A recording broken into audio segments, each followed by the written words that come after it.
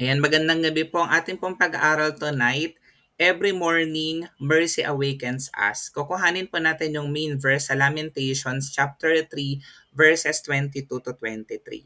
So ito rin po yung team po natin for our anniversary this coming August 31. So great is His faithfulness. Sabi po ng Lamentations chapter 3 verses 22 to 23, "The faithful love of the Lord never ends. His mercies never cease." Sa New Living Translation po, "Great is His faithfulness, His mercies begin afresh each morning." And then, kinuha ko rin po doon sa Tagalog. Sabi po dito, dahil ang pag-ibig at awa ng Panginoon ay walang katapusan.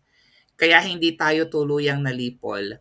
Araw-araw ay pinapakita niya ang kanyang habag, dakilang katapatan ng Panginoon. So kanina nung napapakinggan po natin yung mga praise report ng ating mga kapatid sa Panginoon, so talagang pinamamalas ng Lord yung kanyang kadakilaan sa bawat isa sa atin. Yung kanyang pag-ibig, yung kanyang habag na talagang walang katapusan, na always available for us. Araw-araw, dakila ang katapatan ng ating Panginoon. So in times of heaviness and weariness, 'di ba hindi naman po tayo exempted diyan kahit na tayo po yung mananampalataya na ng Lord, matagal na tayo naglilingkod sa Kanya. Tandaan po natin, God's faithful love remains our lifeline. Sa mga oras na may mga doubts tayo, sa mga oras na may mga questions po tayo, kailangan po na doon pa rin tayo nakaangkla doon sa pagpapala, sa faithfulness ng Lord sa bawat isa sa atin. So si Jeremiah po, si Prophet Jeremiah, siya po yung nagsulat ng Lamentations during one of the darkest periods in Israel's history.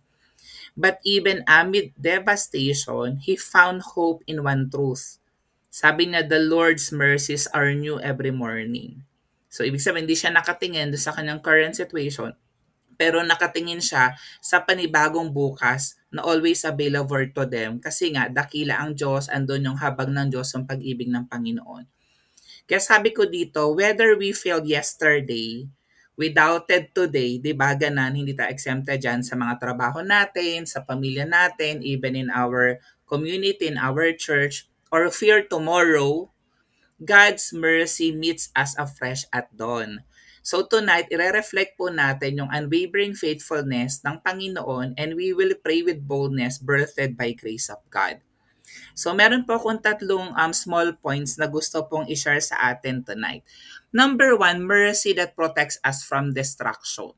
So kanina kakashare lang din ni Sis Gina na 'di ba meron pong earthquake and tsunami na nangyari doon sa Russia. So andun yung protection ng Lord sa atin. Dahil ang pag-ibig at awa ng Panginoon ay walang katapusan, kaya hindi tayo tuluyang nalipol. The Israelites in the wilderness, kung babasahin po natin yung Exodus chapter 32, bagamat naging rebellious po sila, 'di ba? They demand so much of from the Lord. Sa halip na maging thankful sila kung anong tinatanggap nila mula sa Panginoon, yung mana. So 'di ba? Naging ano po sila, nagreklamo sila kay Moses, at syempre it's also an example na sila po ay nagrereklamo sa Panginoon. Pero the Lord God did not destroy them. His mercy withheld judgment and gave them another chance. So ang Lord natin kasi is a gracious God na minsan nagkakamali tayo, 'di ba? Pero the Lord will always give us another chance. So we're not here today because of luck. Naniniwala ko, the mercy of the Lord sustained us. So lagi tayong titingin doon sa habag ng Diyos, sa grasya ng Diyos, sa pag-ibig ng Diyos sa atin. Yung point number 2 ko, faithfulness that doesn't expire. 'Di ba? Yun yung maganda kapag tayo ay bumibili ng mga grocery items, may mga expiration date.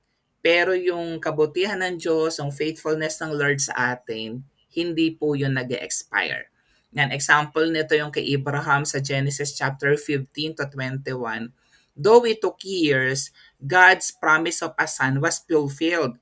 His faithfulness outlasts our timeline. Di ba? Pag sinabi ng Diyos, mangyayari po iyon in God's perfect time. Katulad ng pangako ng Diyos kay Abraham na magkakaroon siya ng anak. And it happened in God's perfect time.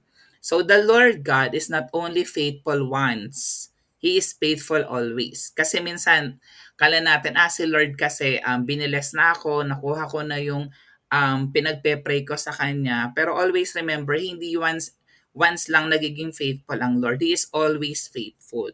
So kung ano man yung mga pinagpe-pray natin, so patuloy lang tayong lumapit at magtiwala sa ating Panginoon. And then yung pangatlo, compassion that renews us daily. His mercies begin afresh each morning. Yan, kung makikita po natin sa John chapter 21, yung restoration ni Peter, 'di ba? So alam naman po natin that Peter denied Jesus Christ. Pero Peter was met with mercy, not condemnation. Nung si Jesus Christ resurrected from the dead and then na-meet nga niya si Peter, di ba hindi naman niya kinondemn si Peter, kundi nagpakita siya ng habag kay Pedro. Ni-restore niya yung broken relationship nila kasi nga dininay ni Peter si Jesus Christ. So today's mercy is enough for today's weakness. It never runs dry. So always remember that na kung may mga weaknesses po tayo, always isipin natin yung compassion na nagagaling sa Lord, yung mercy na nagagaling sa Panginoon. That is always available for us on a daily basis. Sa conclusion po natin tonight, the enemy may whisper that we're too broken or unworthy to come before God. Ayan, di ba minsan ganon, ang nagsasabi niyan sa atin na hindi ka worthy, hindi ka karapat-dapat, ganito ka, ganyan ka. Enemy yon, kaaway yon. Hindi naman sinabi ng Lord dun sa atin. It's the enemy that telling us na hindi tayo karapat-dapat, unworthy tayo, or broken tayo. Pero sinasabi ng Word of God dun nga sa Lamentations, mercy comes every morning. Not just when we deserve it, but because He is faithful. Di ba ang ganda, no? Hindi nakatingin sa atin. Kasi hindi naman talaga tayo perfect, no? Sasabihin natin, hindi naman talaga tayo deserving. Yes, hindi naman talaga tayo deserving.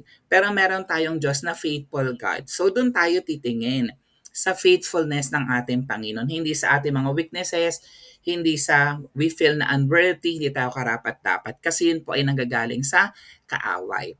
So as we enter into prayer, let us not be ashamed of yesterday's flaws. Kasi 'di ba, hindi naman tayo perfect katulad ng mga Israelites. May mga pagkakamali tayo, may mga decisions tayo na minsan mali. So let's approach God with confidence, knowing that His mercy is already waiting for us at always available for us. Gusto ko ding i-add, hindi lang siya basta naghihintay sa atin. So the Lord is always available for us. Kailangan lang lumapit tayo sa Kanya at kung anong sinasabi ng Lord, so pakinggan po natin. So ang challenge po sa atin tonight, so don't let yesterday's guilt rob you of today's grace. Yan.